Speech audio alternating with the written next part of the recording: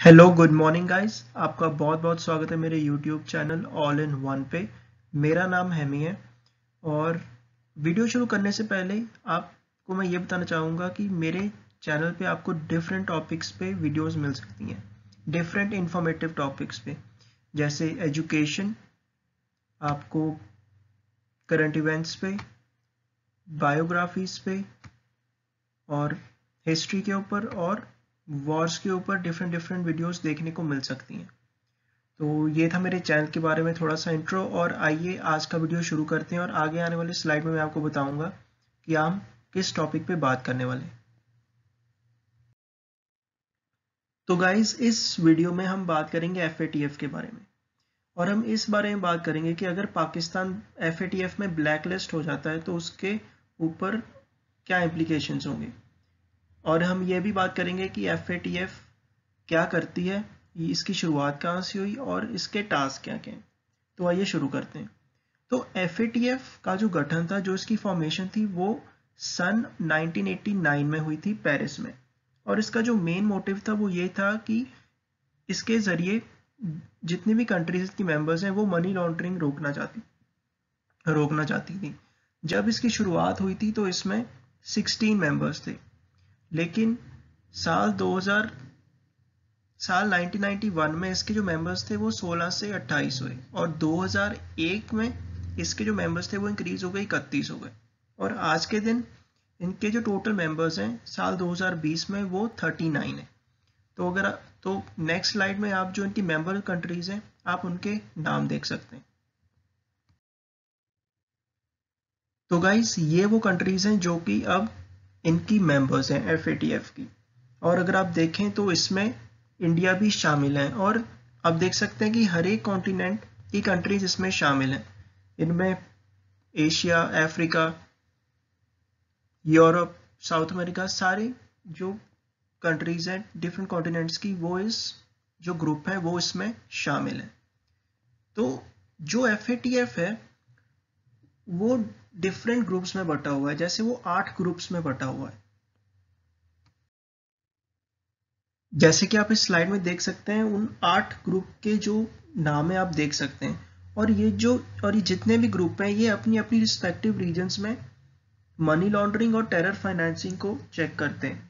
एक चीज मैं आपको बतानी भूल गया कि पहले इसका जो गठन हुआ था साल 1989 में, वो सिर्फ और सिर्फ मनी लॉन्ड्रिंग को चेक करने के लिए हुआ था, लेकिन साल 2001 में 9/11 के बाद इसका दायरा थोड़ा और बढ़ाकर टेरर फाइनेंसिंग तक भी कर दिया गया।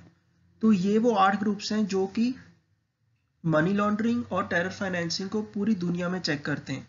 जैसे अगर आप एशियन रीजन में देखें तो जो एशियन पैसिफिक रीजन है, जैसे वियतनाम, थाईलैंड, सिंगापुर, इन कंट्रीज में जो मनी लॉन्ड्रिंग टेरर फाइनेंसिंग है इसको एशिया पैसिफिक ग्रुप चेक करता है। और जो ईस्ट एशियन कंट्रीज जैसे मंगोलिया हो गया, चाइना हो गया, उनको ईस्टर्न एशियन ग्रुप करता है। ईस्ट अफ्रीकन कंट्रीज को चेक करता है जियावा नाम का ग्रुप, और अगर कैरेबियन जो रीजन है उसको कंट्रोल करता है कैरेबियन ग्रुप। तो ऐसे करके 8 ग्रुप्स हैं जो कि पूरी तरह से एफएटीएफ का कामकाज देखते हैं पूरी दुनिया में। तो गाइज जैसे हम लोगों को पता लग गया है कि एफएटीएफ काम कैसे करता है, उसके मेंबर्स के बारे में और उसके जो 8 ग्रुप्स हैं उसके बारे में, लेकिन एक बात हमें सबसे ज़्यादा ज़रूरी ये है समझना कि इसमें 2 लिस्ट होती हैं, एक ग्रे और एक ब्लैक। तो ग्रे लिस्ट में वो कंट्रीज होती हैं जिनको कि वार्न किया जाता है कि अगर वो टेरर फाइनेंसिंग और मनी लॉन्ड्रिंग के खिलाफ काम नहीं करेंगी तो उन्हें ब्लैक लिस्ट में डाल दिया जाएगा। और ब्लैक लिस्ट में वो कंट्रीज होती हैं जो कि टेरर फाइनेंसिंग और मनी लॉन्ड्रिंग पे बिल्कुल भी काम नहीं करती। तो पाकिस्तान फिलहाल जो एफएटीएफ है उसकी ग्रे लिस्ट में शामिल है, और आगे आने वाली स्लाइड में हम बात करेंगे कि पाकिस्तान पे क्या इम्प्लीकेशंस होंगी अगर वो जो उसको दिए गए टास्क हैं उनको पूरा नहीं करेगा, और अगर वो ब्लैक लिस्ट हो जाता है तो उसका पाकिस्तान की पूरी कंट्री पे क्या इफेक्ट होगा। तो गाइस इस स्लाइड में आप पूरी एक टाइमलाइन देख सकते हैं कि जो पाकिस्तान है उसका परफॉर्मेंस कैसा रहा है उन टास्क में जो कि एफएटीएफ ने उसको दिए। तो अगर आप देखें तो 2012 में पाकिस्तान पहली बार ग्रे लिस्ट में आया था और 2015 तक रहा था, और दूसरी बार जून 28, 2018 को पाकिस्तान ग्रे लिस्ट में आया था। और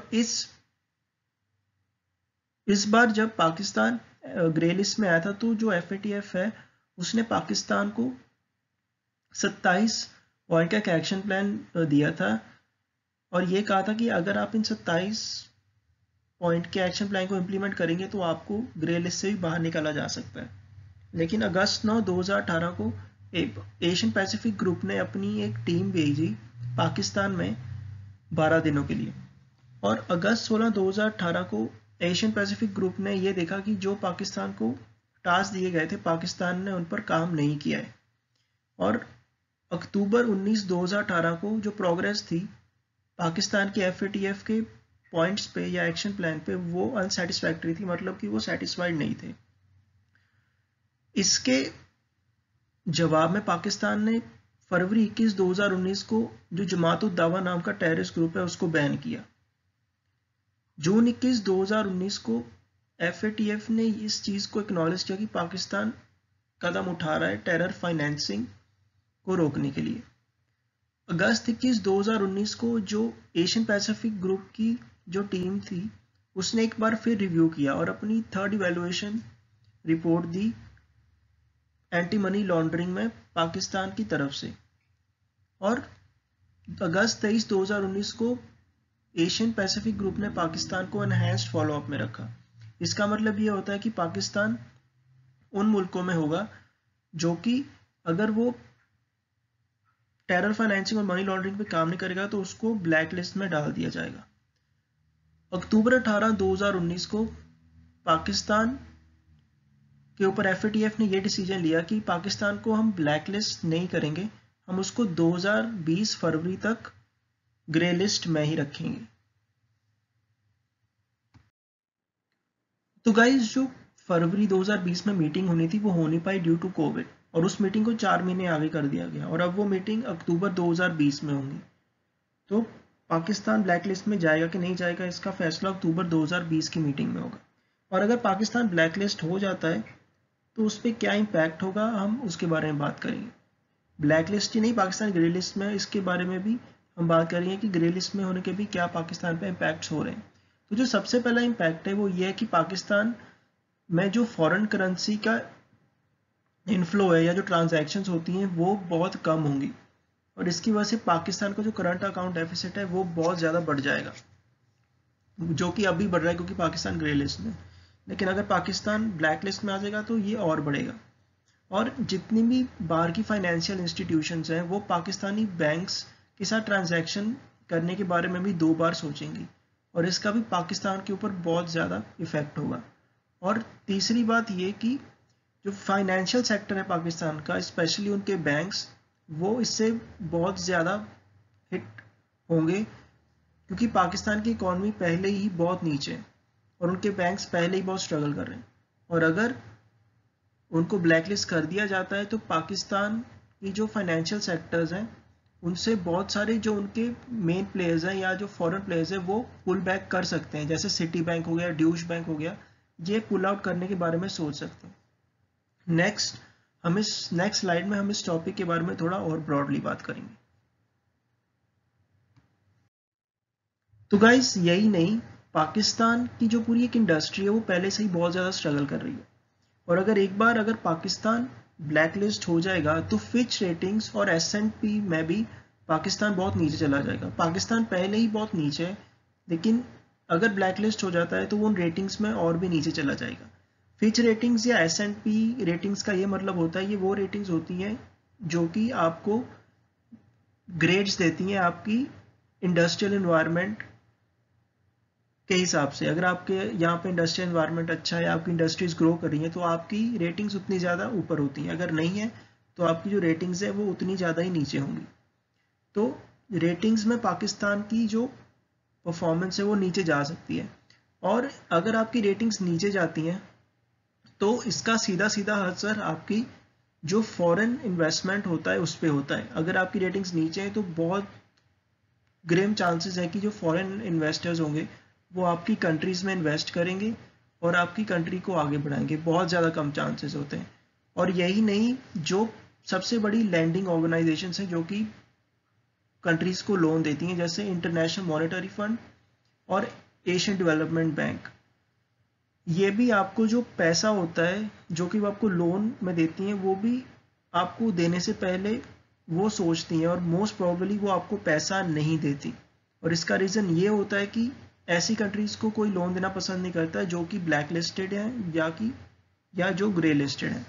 तो पाकिस्तान जैसी इकोनॉमी जो कि पहले ही बहुत स्ट्रगल कर रही है, जिसके पास cash reserves, foreign cash reserves नहीं है अपने आप को बचाने के लिए, उनके लिए लोन्स लेना बहुत ज़रूरी है।